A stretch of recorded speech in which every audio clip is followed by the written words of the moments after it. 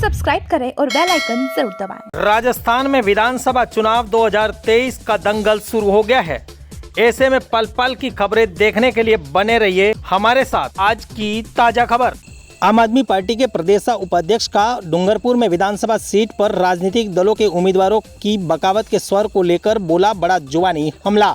डूंगरपुर राजस्थान के डूंगरपुर जिले की विधानसभा सीटों पर उम्मीदवारों की प्रत्येक चुनावी घोषणा के बाद राष्ट्रीय दलों एवं क्षेत्रीय दलों में बगावत के स्वर उठते हुए नजर आ रहे हैं। ऐसे में हर प्रत्याशी कहीं न कहीं अपनी उम्मीदवारी को लेकर अपना अपना पक्ष रखता हुआ नजर आ रहा है, लेकिन राजनीतिक पार्टी को अपने प्रत्याशी के रूप में किसी एक चेहरे को ही उम्मीदवार के रूप में देना है। ऐसे में यहाँ पर कई उम्मीदवार अपना अपना भाग्य आजमा रहे हैं। यहाँ हर पार्टी के लिए मुसीबत बनता हुआ एक चेहरा नजर आ रहा है। ऐसे में बीजेपी के पहली लिस्ट आने के बाद बगावत के स्वर देखने को मिले। उसके बाद भारत आदिवासी पार्टी में भी डूंगरपुर सीट को लेकर पार्टी के फाउंडर मेंबर कहे जाने वाले कांतिभाई आदिवासी को लेकर भी आम सहमति नहीं बन पाई। वहीं राजस्थान में कांग्रेस ने भी अपनी दूसरी पार्टियों का इंतजार करने के बाद देर से घोषणा की, लेकिन डूंगरपुर में एक बार फिर बगावत के स्वर देखने को मिले। आखिरकार उठ रहे ऐसे सवालों में राजस्थान के विधानसभा में पहली बार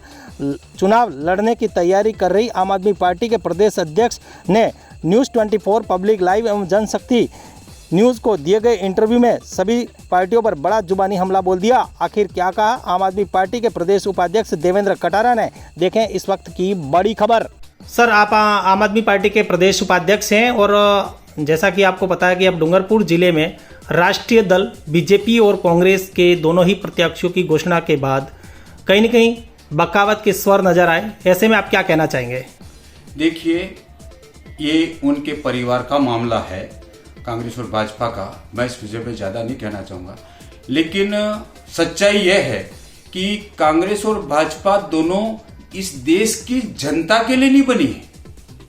अगर ये जनता के लिए बने होते, जनता के दुख दर्दों के लिए कोई के प्रति सहानुभूति रखते, यहाँ बेरोजगार के प्रति सहानुभूति रखते, मरीजों के प्रति सहानुभूति रखते, यहाँ के किसानों के प्रति सहानुभूति रखते, तो उनकी चिंता करते, उनके लिए लड़ते। ये तो अपने अपने नेता जो है अपने अपने लिए लड़ रहे हैं। ये कांग्रेस और बीजेपी है, ये जनता की पार्टियां नहीं बन करके ये पार्टियां उन नेताओं को कौन चुनाव लड़ेगा इस पे आकर के अटक गई है। ये आपस में लड़ रहे हैं। ये कांग्रेस और बीजेपी भले राष्ट्रीय पार्टियां, लेकिन जनता के लिए क्या करने वाली है? ये खुद ही लड़ रहे हैं, जनता के लिए क्या भला करेंगे? इसलिए अब की बार जनता ने कांग्रेस और बीजेपी दोनों को ही नकार दिया है। ये इनको पता चल चुका है, इसलिए ये अब की बार खुद ही आपस में लड़के खत्म हो रहे हैं। जैसा कि अभी सोशल मीडिया पर एक मैसेज वायरल हो रहा है कि कांग्रेस से टिकट नहीं मिलने पर दयाराम राउत भी बागी चुनाव, निर्दलीय चुनाव लड़ने की बात कर रहे हैं। ऐसे में आप क्या कहना चाहेंगे? देखिए, लोकतंत्र में चुनाव लड़ना चाहिए उनको, हम तो यही कहेंगे।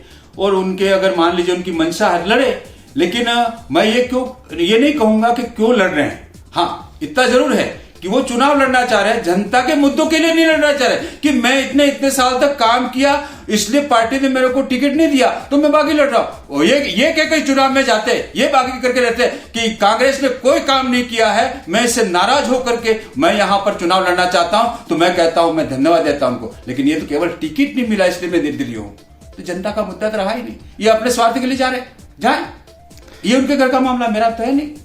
जैसा कि आपको पता है कि क्षेत्रीय दल यहाँ पर बीटीपी के बाद डूंगरपुर जिले से भारतीय आदिवासी पार्टी भी चुनाव लड़ रही है और उसमें भी टिकट बंटवारे को लेकर अभी असमंजस स्थिति चल रही है। उसको लेकर आप क्या कहना चाहेंगे? देखिए, ये भी उनका ये भारत आदिवासी पार्टी का निजी मामला है, मैं इसमें दखल देना नहीं चाहता।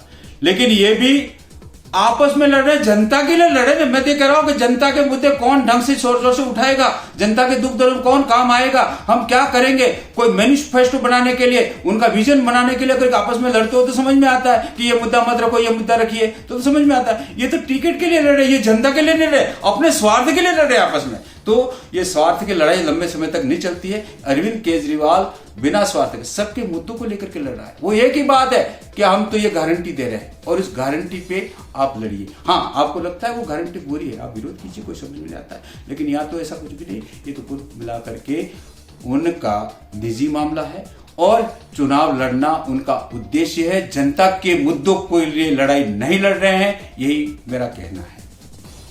बाप पार्टी में भी टिकट को लेकर असमंजस स्थिति है, जिसको लेकर क्या कहना चाहेंगे? अभी नई पार्टी है।